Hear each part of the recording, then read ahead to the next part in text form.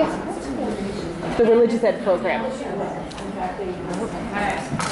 Good morning. For those of you who weren't here for the first class, welcome to School Reports. My name is Amy. My contact information is over there on that board, so feel free to make notes of that. And we are going to talk about reporting in school office. Our next class is at 12:45 minutes facility scheduler, and then 3 o'clock is our formation reports class.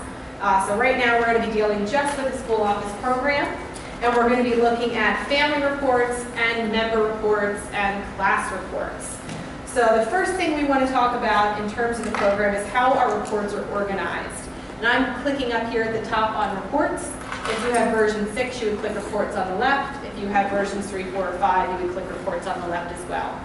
So when I click reports up at the top, I'm going to see all the different types of reports that I can run. I can run a student report, a family report, a teacher report, a tuition report, a parent and guardian report, or a class report. These are all my different areas in the program, and it's going to be where I find the different sections. So it's the first thing you want to think about is what type of information do I want on my report? More often than not, you guys are running student reports or family reports. Those are the two big ones that get done, although you have all these other options available to you as well. Once we decide the type of data that we're running, the next thing we have to decide is the format of the report that we're running. We have listing reports, we have letter reports, we have performance reports, attendance reports, health and vision reports, report cards, label reports, Rolodex reports, sacrament notifications, export reports, and easy reports. If I were in the family section, I would see some of the same things, the big ones being letters, labels, lists, and export reports. So we're picking first the type of data that we want. Second, we're picking the format of the data that we want. And the third thing that we're doing is picking the exact layout of the report that we want. So for example, when I go to family listing reports, I've got a big, giant, long list of all the different reports that are in here, and I can choose from any of these ones that we have. An example for a family listing report might be the Family Quick Listing Report. It's a real basic report. It's going to give you the name, address, and phone number for the families in the program. If we were in the student screen, a student listing report isn't always just a list. Underneath the student listing reports, we have one that's called student statistical information. And the student statistical information is going to go through and look at all of the info I have in here and give me my breakdowns, male, female, Catholic, and non-Catholic, gender, by grade level, by homeroom, any of the different pieces that are being filled in on my students' personal information and school information section. So listing reports are going to be where I'm seeing one big long list of information. Sometimes it's going to be listed student by student, sometimes it's going to be more general or summary information with that. If I'm running a label report, some of the label reports we might run underneath the student report section, there's a section called labels, and there's also a section called Rolodex or index cards. And in that Rolodex index card, we have an emergency Rolodex, name tags, and ID cards. We can even print an ID card with a barcode on it, which would let me put the student's name, their picture, their ID number, and the ID number in the barcode format. So if you wanted to use that with your library software, with your cafeteria software, you can print those name tags right out of the program. A family label might just be something like the family mailing label, which would be a very basic label that you could print out on any of your Avery labels. The letter would be something like a letter that we're sending out. A family letter might be like the family welcome letter. Welcome to our school. Here's the information that you would need to know. In the student screens, in the student reports, we have sections for letters as well. We have this little letter section that has a couple standard letters in here. And then also underneath the attendance reports, there's a letter called the Notice of Excessive Absences or Consecutive Absences, Excessive Tardies. You have a couple of different ones there where you can run a letter that says your kid has been absent way too many times. So there's a bunch of standard letters, standard labels, and standard lists in the program that you're able to use as you would like to. We're going to talk more about this as we get in, but we're also able to copy and modify any of these existing reports as well. So that's a real quick overview of the report information, and now we're going to start looking at how we actually run those. So I'm going to slow down a little bit with this. What we want to talk about are the steps that we go through to run any of these reports. So the first thing that we do is we're picking the report that we would want, and I'm going to start just with a student quick list. So I'm under students and listing reports and my student quick listing. The first screen that I'm going to see when I'm running any report is my overview screen. The overview screen is showing me the last choices that were made the last time this report was run on the machine that I am on. Report selections are saved machine by machine. So if I run a letter on this laptop right here, and then I go out to the secretary's desk and run the letter there, it's not going to remember the selections I picked here, so I need to re-choose them over there.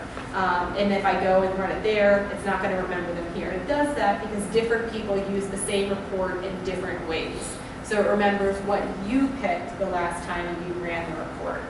It's going to show me my printer information, it's going to show me my layout information, and my selection information.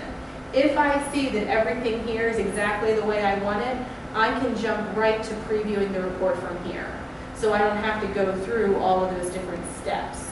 But if I see in here, oh, it's the wrong sort order, it's the wrong margin style, I can actually click on any of these to jump right to that selection, or I can use my next button to browse through all of my screens.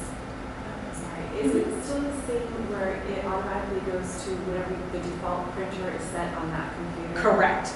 And you can't choose any other? It's going to remember, if I pick a different printer when I'm running this, the next time I run this report on this machine, it'll remember the last printer that I used. Okay, but you can choose a different printer? Correct. Okay. So I would recommend, when you're getting used to running a report or you haven't run a report before, always use the next button and look at all of your different option screens so you don't miss something. Once you're comfortable and familiar with that report, feel free to skip ahead to the previewing or the printing. So the first screen is always my overview.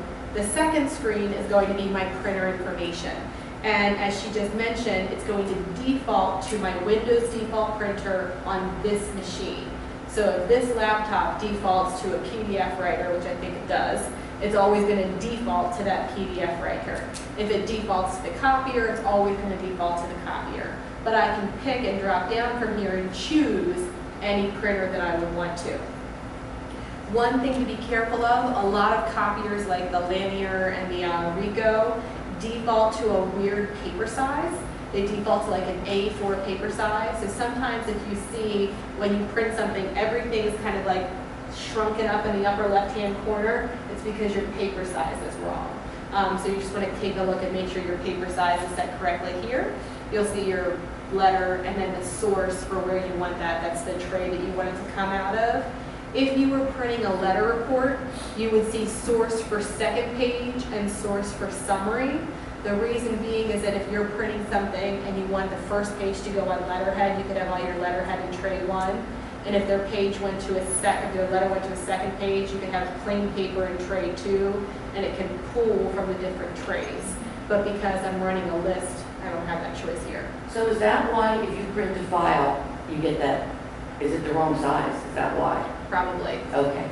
So you would want to check that paper size with it. And then also over here on the right is your orientation between portrait or landscape.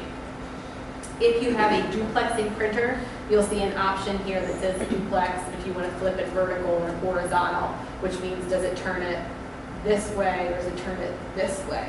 And I always forget which one it's supposed to be, and I always have to play with it, but I think it's horizontal and not vertical. But you can choose those when you're running it. When I click next, it's going to take me to my layout screen. And the layout screen is going to differ depending on if I'm doing a list or a letter or a label. So we're actually going to stay on the layout screen for a couple of minutes here. We're going to talk about each of the different options. So right now we're on a list. And so it's giving me my listing layout options. The first thing it wants to know is what's the style name that I want to use. The default in all of your programs initially is this style called normal format. And you might say, well, what does normal format mean? And you can click on the button right here that says Edit Style, and it shows you the options for normal format. Normal format prints the page number in the bottom right, the date in the bottom left, and notes in the bottom center. For fonts, it uses Arial 12 for the title, Arial 10 for the heading and the detail, and Arial 8 for the date and page. And for lines and shadings, it has horizontal lines, vertical lines, a gray heading across the top, and then gray alternating bands so that every other row is shaded to make it easier to read. Now you may look at that and say, I have to print out a 60-page report and I don't want to use that much ink. Or it needs to be smaller down so I can fit it into whatever it is that I'm looking for. I can come in here and adjust any of these settings however I would like to. And I can say I want my default font to be 12 because Father's eyesight is terrible and he can't read it. Whatever I want to do. When I hit save, this box pops up. And it says, you're saving a style that's in use by other reports. Do you want to overwrite it with what you just put in, or save it as a wholly separate selection? I would always, always, always recommend the save as option. Somebody else may love that normal format the way that it is, and if you change it on yours, it's now changed it on everybody's. So save as leaves that original one there, and now gives me this new option as well. So I may say no alternating bands, normal, or whatever I would want to call it, and now that's going to be in my list as well. If you have a selection that you want to replace normal as the default, meaning that you would want any listing report to default to this selection, you would want to put an asterisk at the beginning of your style name.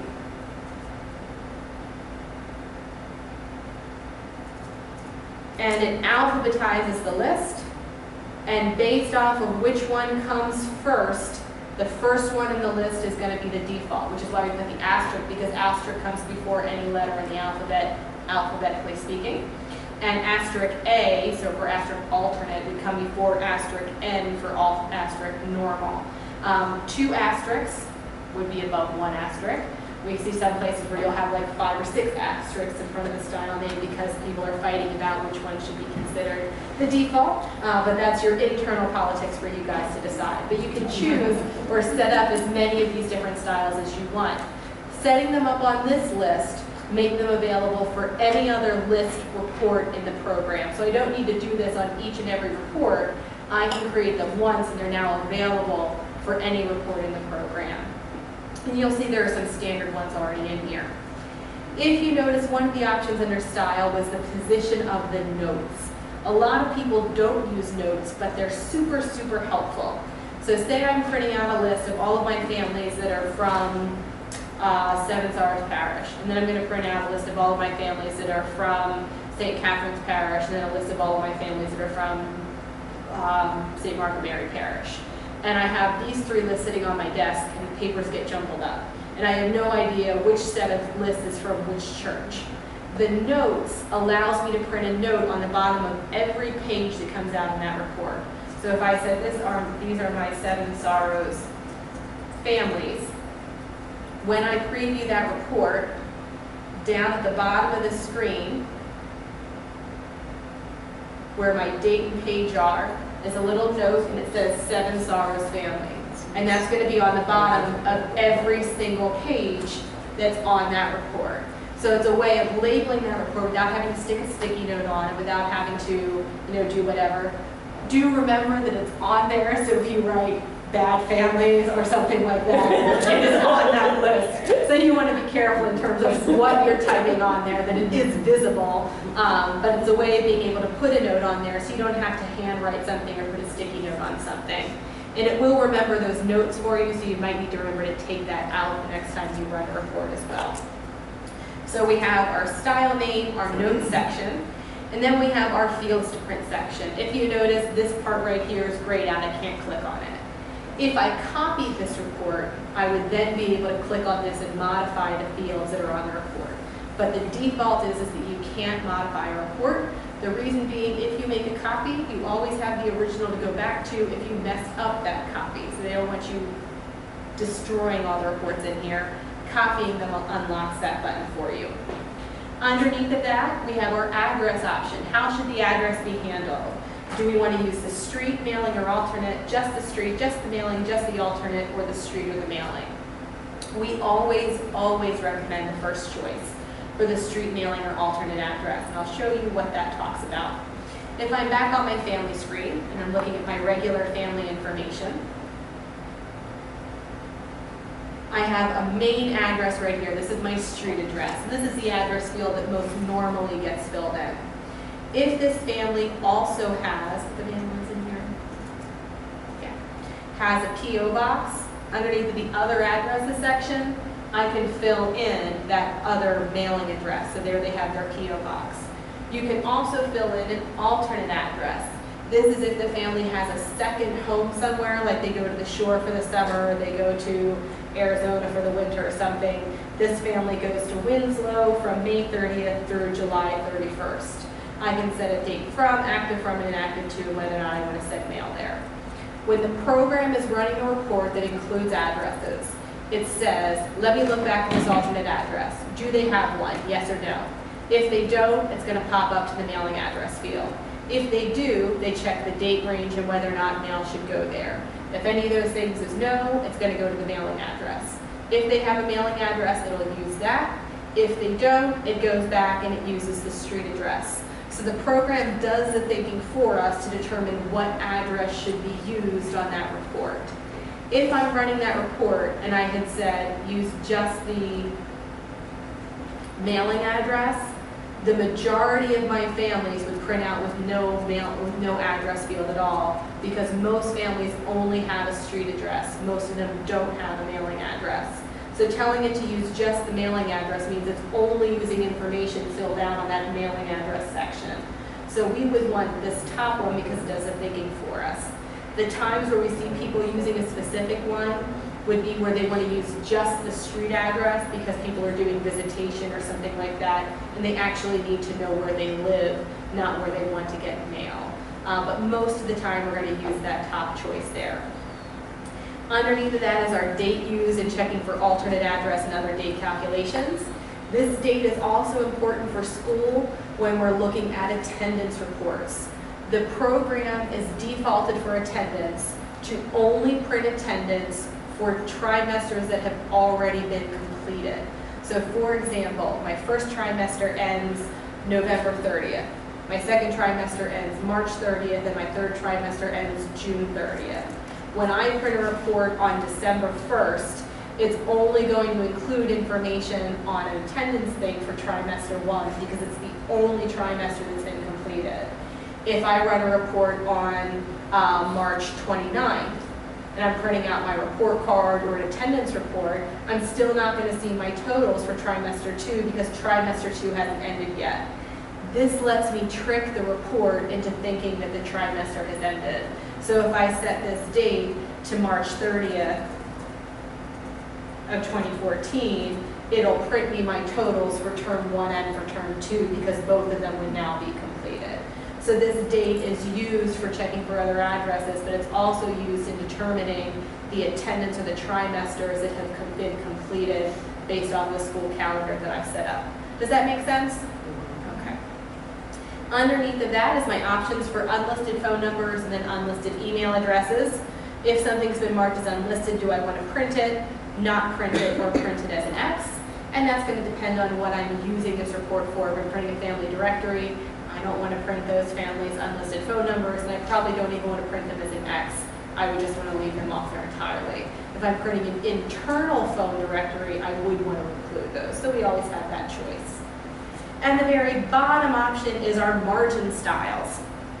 Everybody should have a margin style called smallest margins, and the smallest margin style should always have zeros inside of here. What that does is once you've chosen a printer, those margin styles adjust based off of the printer that you've chosen. So if I change my printer to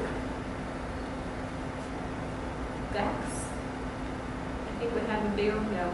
I don't have a regular printer on here. If I had like an HP or something like that in here, and I did that, my margin styles would get smaller or bigger depending on how you want to look at it. And you might see it bump over to 0.167 for all the margins all the way around. A printer style has default margins that go along with it for how far out on the page it can print. The smallest margin setting means it's going to print as far as it possibly can on that piece of paper. So if I'm printing a list, I want to make sure that I can use up as much of that space on the paper as I can. The smallest margin style lets me do that. If I'm going to be putting this in a 3-ring binder or something, I'm going to want to increase my margins so that I have room to punch that hole in it. So you can set any different margin style that you would want to. The sample ones that are in here are 1 inch, 1/2 inch, 1/4 inch, and letter margin. But again, you can come into edit style and create any style that you would want to. Again, we don't want to overwrite an existing style. If I change a style in here and say that I would want, 0.5 on the left or top, 0.5 on the bottom, 2 on the left, and 0.25 on the right, when I hit save, I would do save as and give that a new style name so that when somebody else goes to run their next letter or their next list, it's not all crazy. It's a good thing that the camera can't see all my weird gesticulating arm movements over here. I wouldn't want to watch that back. So unfortunately, you guys have to watch me because you're sitting in here. Anyway, we can adjust those margin styles however we would want to. Does anybody have any questions about this specific page? Okay, I'm going to flip over now to if this was a label report instead of a letter, or instead of a list report. So I'm just going to grab my family mailing label. My printer information, you can see, is exactly the same as what we saw before. And instead of seeing my listing layout, now I'm seeing my label layout screen.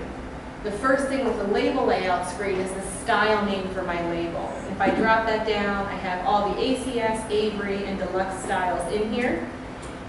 Avery is super helpful and makes like 8 gazillion labels that are the exact same label, and they just give them different names. So for example, the 5160, the 6160, the 8160, and the 10160 are all the exact same label. Some are for a laser printer, some are for an inkjet printer, some have 25 sheets in a box, some have 100 sheets in a box. It's all the exact same label. Most of the boxes will say same as and give you the original style name, which would be the style name that's probably in this list. If you get a sheet of labels that is not in here, you can create your own styles. If you click edit style, you can fill in the information about that label. You need to be very, very careful and very, very accurate when you're doing that. If it's off by 1/4 of an inch, that first label is going to be fine. The second label is going to be a little iffy. By the time you get to that third label, it's off the rails. So you need to be very accurate with these measurements. Most of the time you can go to the website for the label company and they should have a template for you or the measurements for you that would get filled in here. The page margins is talking about, this is my sheet of labels, the margins all the way around the outside, and then the label dimensions would be the height of the label, the width of the label, how much space there is in between each row, and how much space there is in between each column, and how many columns of labels there are on there. So it gives you those options. The continuous form would be if you have an old dot matrix or a pinwheel printer still, which we do still have some schools using, and you can run labels through on one of those. Although we don't recommend you going out and buying a dot matrix printer if you don't have one. But some people are still trying to use up those giant sheets of paper. So they're there. Underneath of your label style name is the number of copies you want per label. This would print them right next to each other, so it would be Amy, Amy, Amy, Bill, Bill, Bill, Mike, Mike, Mike. So it's going to print the number of copies right next to each other. The sheet to the right of that, or the option to the right of that, is the number of labels to skip. What this means is on my first sheet of labels, it will skip the number of labels that I filled in here. It counts across and then down, just like you're reading a piece of paper. So if I've used a partial sheet of labels and I've used the first 4 labels, on that first page of my label report, it's going to skip the first 4 labels for me, and it'll start printing on the 5th label. So you can see it skipped 1, 2, 3, 4, and then it starts down underneath of that. Be very, very, very careful when doing this. The more you stick a sheet of labels through the printer, the hotter it gets and the less sticky that glue gets, and the more likely it is that that label is going to come off somewhere inside of your printer and be stuck there forever. And I speak from personal experience. I did this, and my dad said, "You're taking this printer apart and you're going to get that label out," and I was covered in ink and the printer was ruined. There was no getting it back together again, but I learned my lesson. So 2 times through you should be fine, 3 times through is pushing it. Beyond that, stick it aside for something else. So just be careful. It's cheaper to get 1 new sheet of labels than it is to have to replace a printer because there's a label stuck somewhere inside of it. But this will let you do that if you need to. The option down is your print total label button. If you do that, the last label that's printed will tell you how many labels you just printed. If you're printing in zip code order, there will be a label in between each zip code telling you how many labels were in that zip code if you need to know that for bulk mailing options. Underneath of that is our text of the label. If you notice, this is not grayed out. I can click on this and I can modify what's going to be on my label. The reason I can modify it here is there is a handy dandy reload default text button in the lower left hand corner. So if I totally mess this up, I can always click reload default text and it pops it right back to the way it was in the beginning. I can add text into here, so if I was on a member mailing label, I could say to the parents of, and that would now be at the top of it, to the parents of, and print the student name and the family address. So I can easily adjust that. Or if I just wanted to have the name on there, not the address, I could take out stuff and I can highlight it and I can change the font or the centering or the color or whatever else it is that I would want to do with it. So you could make pretty labels or whatever you would want to do with the labels inside of here.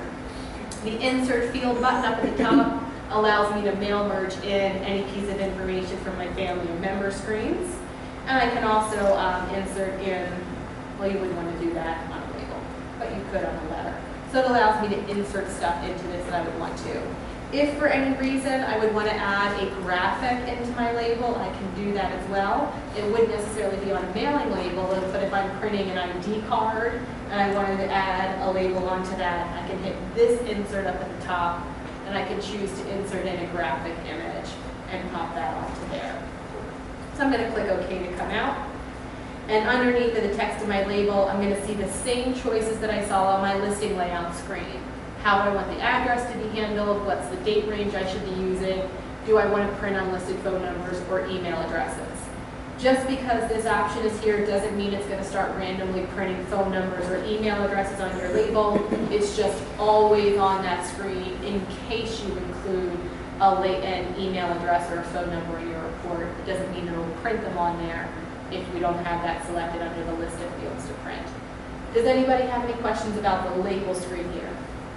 Yes. Since you didn't copy when you chose your label and you made changes under the text, then it doesn't save? It does. So the next time me or anybody else comes in to run this report, it's only going to print the family's mailing name, which is why if you are using this program with other people, we would always recommend to copy the label first, so that way I can have a label that's just set up that would be just the name.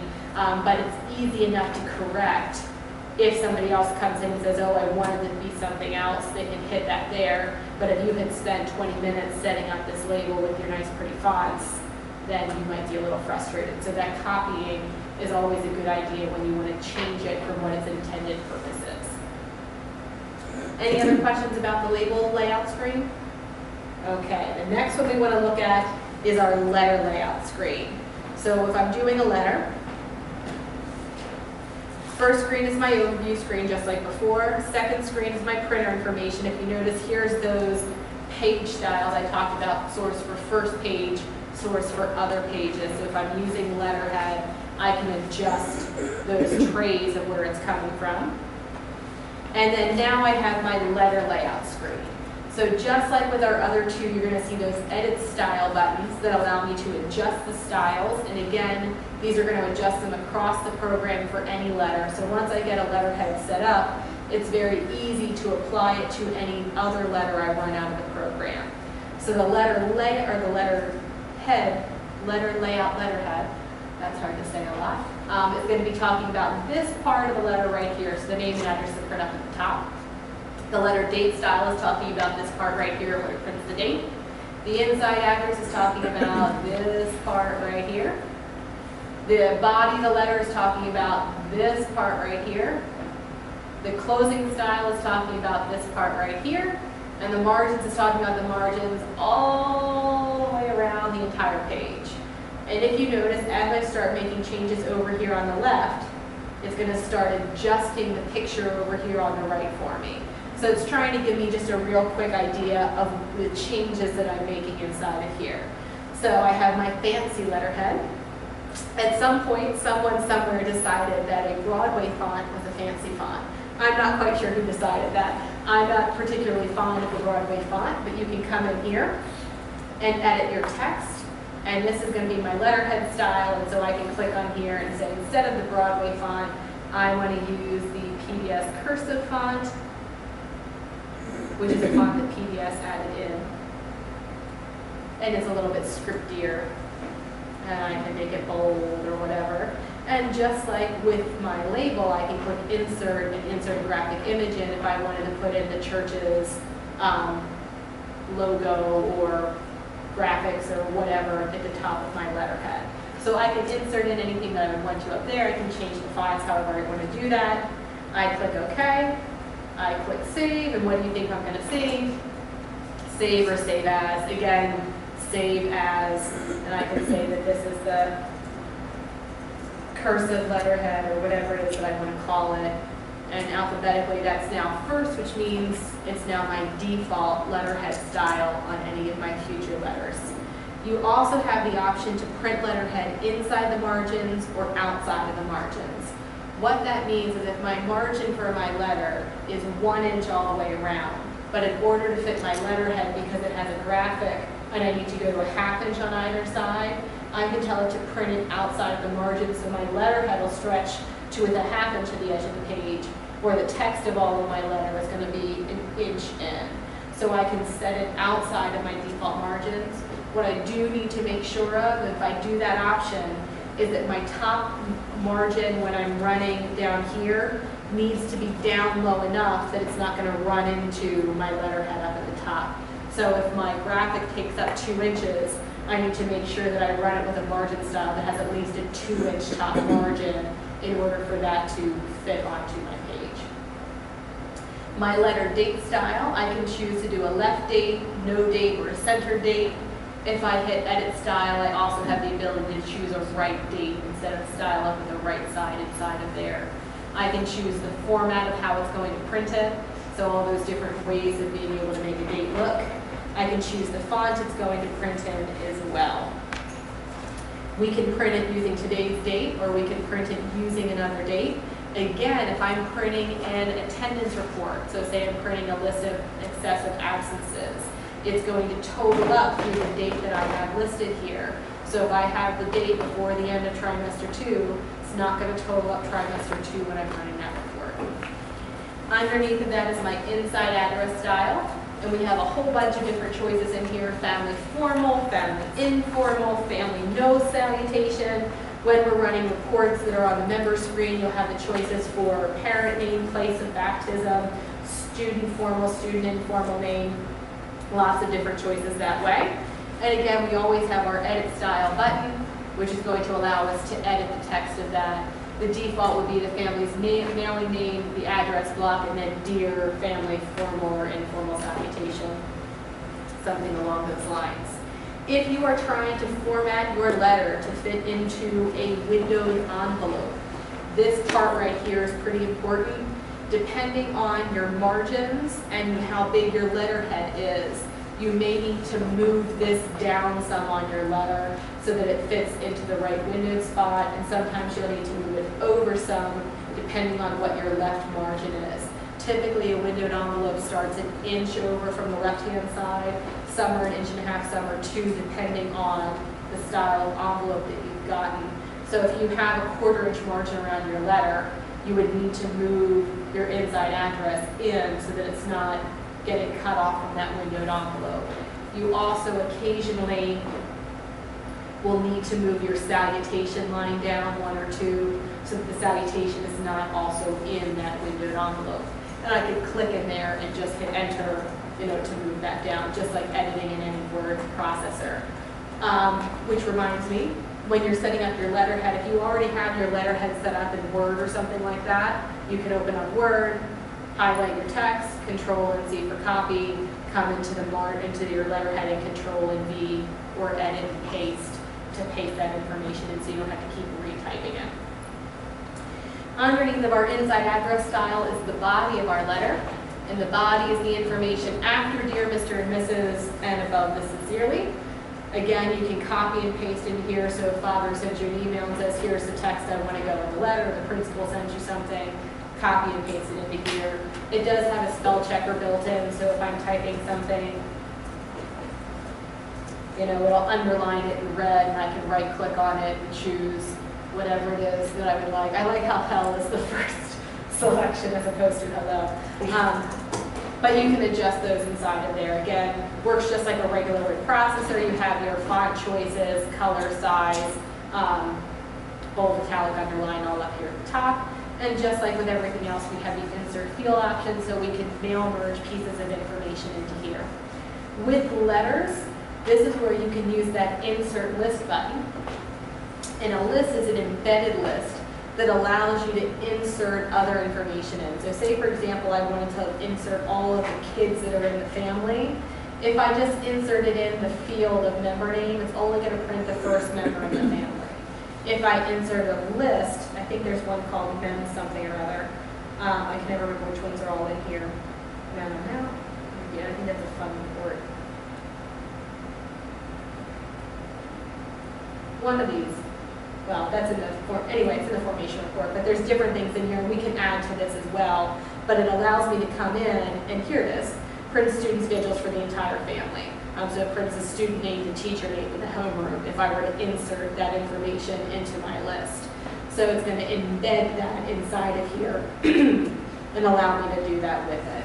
So there's some options underneath of that insert list. If you have any questions on that, give me a call and we can walk you through either setting up a new one or using one of the existing ones. Because this is a standard letter, I'm running the family welcome letter. It has that same reload default text button down here at the bottom that we saw with our labels. Probably with a welcome letter, you wouldn't need to copy it first because somebody wouldn't be using the welcome letter for lots of different things. They'd probably be editing the text once and then continuing to use that same modified version of it. But if you were looking to send something other than a welcome letter, copy it and then modify it so you don't have to keep going back and forth between it. After we do the body of the letter, we then have the closing style, and that's going to be who's signing it. And just like before, we have our edit style, and you can insert in a signature. You'd want to have that scanned in and saved as a graphic file. We would recommend a bitmap file or a .bmp. A bitmap file is usually smaller and more compressed than a JPEG file. If you think about it, if you scan this in a very high resolution and you save it as a JPEG and it's, say, 2 megs, and you're about to print 200 family letters, you're now sending 400 meg of data to the printer on top of whatever else takes up for each of these letters, which can overwhelm some of the printers. So we want to use a smaller, more compressed version. We don't want it to look crappy, but we want to use the smallest size that we can get away with so we're not overwhelming the print server when we're sending that information to them. And again, we use that insert a graphic image to insert in a graphic file. We can have as many different versions of signatures in here, and this works the same way with the asterisk to make something defaulted. We do recommend setting up multiple signature styles for each person signing it. So sometimes the principal might want to sign, sincerely, and then the principal's name, sometimes it's going to be your in Christ, or sometimes it's going to be I hate you. I'm not really sure. Depends on how nice your principal is. And you might have some that are from the business manager, or from the tuition office, or from the teacher, or something like that. So you can create as many different closing styles in here as you would like to. And last but not least, at the very bottom is your margin styles, which again allows you to adjust the margins around the entire part of the label or the letter. Does anybody have any questions with the letter layout screen? Okay. So we looked at the layout options for list, letter, and label. The next screen that you're going to come to whenever you're running any of these reports is your select the families or select the student screen, depending on if you're doing a family report or a student report. This is where we change the purpose of our report. Everything that we've done up until now has determined what our report is going to look like. This screen determines who is going to print on that. So everything else has been about the what. This last part is about the who. And that's a very important distinction. I can take this family, if I go back to my family listing screen, my family quick listing, I can take this family list and I can print it for all of my active families. I could take the same family list and print it out for my families who have registered from a certain parish. I could take the same family list and print it for people who have more than 3 kids in their family. So I can keep reusing the what side of it for lots of different versions of the who side of it. So I'm able to kind of flip back and forth depending on what it is that I'm looking to do with it. So when we're talking about saving reports and saving selections, we want to make sure we understand the difference of saving what the report looks like and saving who shows up on the report. So when I see this report listed underneath of my lists, all this is talking about for Family Quick Listing is what that report is going to look like. It's not saving who I showed up on that report. Does that make sense? Okay. When I get to this family selection screen, over here on the left, I can have a list of saved selections. The selections that show up here are saving who is showing up on the report. And I can reuse these saved selections on any other report layout. So I can use different lists, and I can also use different selections inside of those. So say, for example, the principal says, I have these 10 families that I need you to get in contact with for whatever reason. Print me out a list with their information because I need to see whatever about them. So I come through and I tag the Anderson family and the Baker's family and the Cochran family, and there's 10 other families on my list. I can over here hit save and say this is an election, and I can give it a name. I always recommend giving it a name.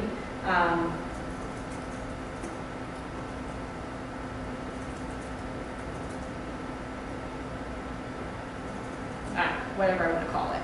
If I don't give it a name, it would just be called new selection, and all of a sudden I might end up with 20 or 30 new selections over on the left and not remember what any of my new selections is for and have to click through all of them to try to figure it out. If you see stuff and you want to go home and clean it up, there's a little delete button down here that'll allow you to, it's right, it's highlighted right there, allow you to delete out the selections that are in here so that way you don't have to have 8 gazillion in here that you're not actually using. So I have my selection here called List for Principal for Home Meeting. I hit preview. Here are the number of 3 families that I selected. And now I go over and she says, okay, great, those are the families that I want. I need you to send a letter to them about whatever. So now I choose my letter. I have everything set up for my letter. I get over to my select the families and I can click on that save selection and it remembers the 3 families that I tagged, and I hit preview. And now I have the letters for the Andersons and the Bakers and the Cochrans and those 3 families. And now I can go and do a labor report and reuse that same saved selection and pull that information out again. So the selections work across multiple layouts, the same way that a layout can work for multiple selections. Does that make sense, the difference between them? Is it possible to edit a selection once you created it? Absolutely. Which is a great thing and also a terrible, terrible thing. I have this save selection in here, and I've called it List for Principal for Home Meeting. And now I come back through the next time that I'm running my Family Quick Listing, and this time I have 10 other families that I want to pick. It remembers what I used the last time I ran this report, so it remembers that I used the List for Principal for whatever, and now I click on it, and I tag this family and this family. I have to go through and either hit clear all to take out the ones I had picked before, or I can add in addition to that. But as soon as I hit preview, it's overwritten the selection that I had before and saved it the way that it is now. So if somebody else was trying to use that selection's gone and it's been modified to how I just made it. Or the worst part is somebody had set up a selection that wasn't using this list of families. And instead the selection was something like, they have a kid whose grade is equal to 2. And they had run this report to look for all second graders. And that was their selection.